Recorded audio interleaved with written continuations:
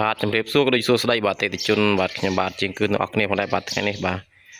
ថ្ងៃទី10ខែវិច្ឆិកា2025គឺខ្ញុំបានកាត់បាននៅម៉ាស៊ីនកន្ត្រៃចល័តបាទមួយគ្រឿងទៀតហើយបាទពុកម៉ែបងប្អូនគឺនៅស្អាតមែនតើបាទនេះគឺមិនទាន់បាញ់ថ្នាំទាន់លាងទឹកទេនេះគឺកាត់បានប៉ុណ្ណាគឺថតជូនពុកម៉ែបងប្អូនមើលឃើញប្រឹងបាទសំខាន់គឺ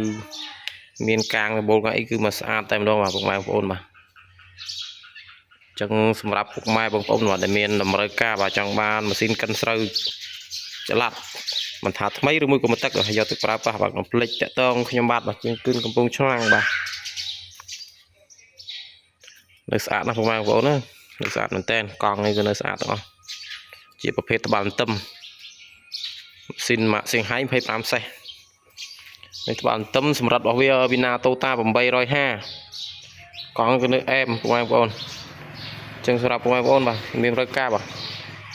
អាចខលតាមលេខរបស់ខ្ញុំបាទបាននៅក្នុង comment បាទ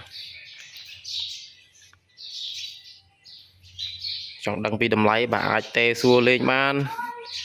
ចឹងសម្រាប់ពុកម៉ែបងប្អូនបាទដែលមានតម្រូវការបាទកុំភ្លេចតាក់ទងបាទចង់បានម៉ាស៊ីនកិនស្រូវចល័តមិនថាថ្មីឬក៏មកទឹកឬក៏រមាក់បាទសម្រាប់ដឹកម៉ាស៊ីនច្រូតអីបាទគឺខាងខ្ញុំទទួលដំឡើងជូនទាំងអស់បាទពុកម៉ែបងប្អូនបាទ